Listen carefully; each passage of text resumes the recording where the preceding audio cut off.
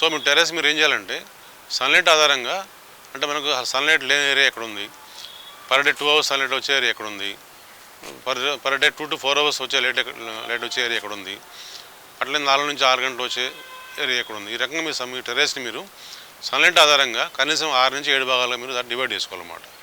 అంటే సపోజ్ ఇప్పుడు సన్లైట్లో మీకు 6 hours వచ్చే సన్లైట్లో మనకి ఏమొస్తాయంటే పూలు వస్తాయి, పూలను పండ్లు వస్తాయి. సో మీరు సన్లైట్ లేని కాడ పెడితే అవి పూలు రావు, ఓన్లీ ఆకులు వస్తాయి, పూలు రావు అన్నమాట. చాలామంది చేస్తారంటే మన పక్కింటి వాళ్ళు ఒక ఈశాన్య మూలలో టమాటా పెడితే మనం కూడా అక్కడ టమాటా పెడతాం. అంటే ఈశాన్య మూలలో పక్కింటి దానికి సన్లైట్ బాగా వస్తుంది బహుశా. మనకు ఈశాన్య మూలలో మనకు ఒక చెట్టు ఉండే అవకాశం ఉంటే మనం కూడా టమాటా చెట్టు అక్కడ పెడితే చెట్టుకి లీఫ్లు ఆకులు బాగా వస్తాయి కానీ కాయలు రావు అన్నమాట. సో మనం ఏం చేయాలంటే సన్లైట్ బట్టి మనం 0 సన్లైట్ వచ్చే ఏరియాలో మనం ఆకుకూరలు వేసుకోవాలి. అంటే 0 సన్లైట్ ఎప్పుడు చీకటి ఉండే దాంట్లో మనం ఆకుకూరలు లాంటివి అంటే పాలకూర, మెంతికూర, చుక్క, బచ్చలి, తర్వాత తోటకూర ఇవి వేసుకోవచ్చు అన్నమాట. అదే రకంగా 2 hours సన్లైట్ వచ్చే ఏరియాలో మనం పెట్టే క్రాప్స్ ఏముంటాయంటే క్యాబేజీ, కాలీఫ్లవర్, చేమగడ్డ పెట్టుకోవచ్చు. 2 to 4 hours వచ్చే సన్లైట్లో మనం పెట్టుకోవాల్సిన కూరగాయలు టమాటా పెట్టవచ్చు, బెండకాయ, వంకాయ, గోకరకాయ, తర్వాత పచ్చిమిర్చి, క్యాబేజీ, కాలీఫ్లవర్ ఇవన్నీ పెట్టుకోవచ్చు. అదే రకంగా 4 గంటల పైన 4 to 6 hours సన్లైట్లో మనం పెట్టే కూరగాయలు మొత్తం ఏముంటాయంటే సొరకాయ, బీరకాయ, పొట్లకాయ, తర్వాత కాకరకాయ ఇవన్నీ వస్తాయి. 6 hours కంటే ఎక్కువ సన్లైట్ ఉండే ఏరియాలో మంగళ క్రాప్స్ ఏముంటాయంటే పపాయ, బొప్పడికాయ, జామ, సపోటా, ముసిరి, సీతాఫలం వస్తాయి అన్నమాట. 8 hours కంటే ఎక్కువ సన్లైట్ వచ్చే ఏరియాలో మంగళ క్రాప్స్ ఏముంటాయంటే మామిడి, జామ, ఉసిరి వస్తాయి అన్నమాట.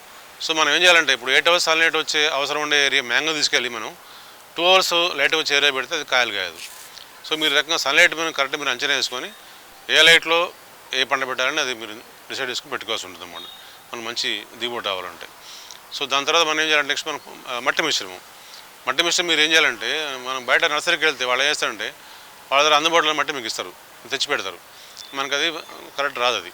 సో మట్టి మిశ్రమం మీరు ఎట్లా చేయాలంటే 20% వచ్చేసి మంచి ఎర్రమట్టి అంటే మనకు చెదలు లేనిది, ఒక 40% వచ్చేసి మంచి ఆవు ఎరువు తీసుకోండి. అదే రకంగా 20% వచ్చేసి వరిపొట్టు కానీ ఇసుక కానీ తీసుకోండి. వరిపొట్టు ఇసుక తీసుకొని 20, 40, 20, 80 అయిపోయింది. తర్వాత ఒక 15% వచ్చేసి వేపపిండి, మంచి మగ్గిన వేపపిండి తీసుకోండి. తర్వాత బ్యాలెన్స్ ఇంకొక మనకు 5% ఉంది, అది మనం ఏం చేయాలంటే 5%లో మనకు కావాల్సిన పొగాకు పొడి కానీ తర్వాత వర్మి కంపోస్ట్ అవి యాడ్ చేసుకోండి. ఈ రకంగా మనం కరెక్ట్ మిశ్రమం తయారు చేసిన తర్వాత మనం పార్ట్స్ సెలెక్ట్ చేసుకోవాలి. ఈ పార్ట్స్కి మనకు ఉండాల్సింది మెయిన్గా పార్ట్స్ కింద భాగంలో మనకు ఖచ్చితంగా 3 నుంచి 4 హోల్స్ ఉండాలన్నమాట. ఎందుకంటే ఆ హోల్స్తోని మనకు ఎక్స్ట్రా వాటర్ అంతా బయటికి పోతుంది అన్నమాట. సో మనకు వాటర్ బయటికి పోవాలనుకోండి పార్ట్ల నుంచి మొక్కల వేర్లు కూడా మనకు ఎండిపోయి అంత బ్లాక్ అయిపోయి చనిపోయే అవకాశం మొక్క కూడా చనిపోద్ది అన్నమాట. సో పార్ట్స్ మనం కొనేటప్పుడు చూసుకోవాలి, కింద హోల్స్ ఉంటే తీసుకోండి, లేకపోతే తీసుకోవద్దు. సో పార్ట్ కూడా మనకు సైజు ఉంటుంది, డిఫరెంట్ సైజు. మనకు ఆకుకూరలు పెంచుకోవాలంటే టమాటో, ఈ పాలకూర, కొత్తిమీర, పుదీనా పెంచుకోవాలంటే మనకు పార్ట్ హైటు మినిమం ఒక 1/2 feet ఉండాలి హైటు, వెడల్పు పెంచుతున్నా ఏం కాదు. అదే రకంగా మనం టమాటో, బెండకాయ, బీరకాయ, సొరకాయ, పొట్లకాయ ఇవి పండించుకోవాలంటే పార్ట్ హైటు మినిమం 2 feet ఉండాలి, వెడల్పు పెంచుతున్నా పర్వాలేదు. అదే రకంగా మనం ఇప్పుడు పళ్ళ మొక్కలు అంటే మనం బొప్పాయి కానీ ఉసిరి కానీ మన పాల్సా కానీ ఈ పెంచుకోవాలంటే మనకు కావాల్సిన పార్ట్ సైజు 2 feet హైట్ ఉండాలి, వెడల్పు పెంచుతున్నా పర్వాలేదు.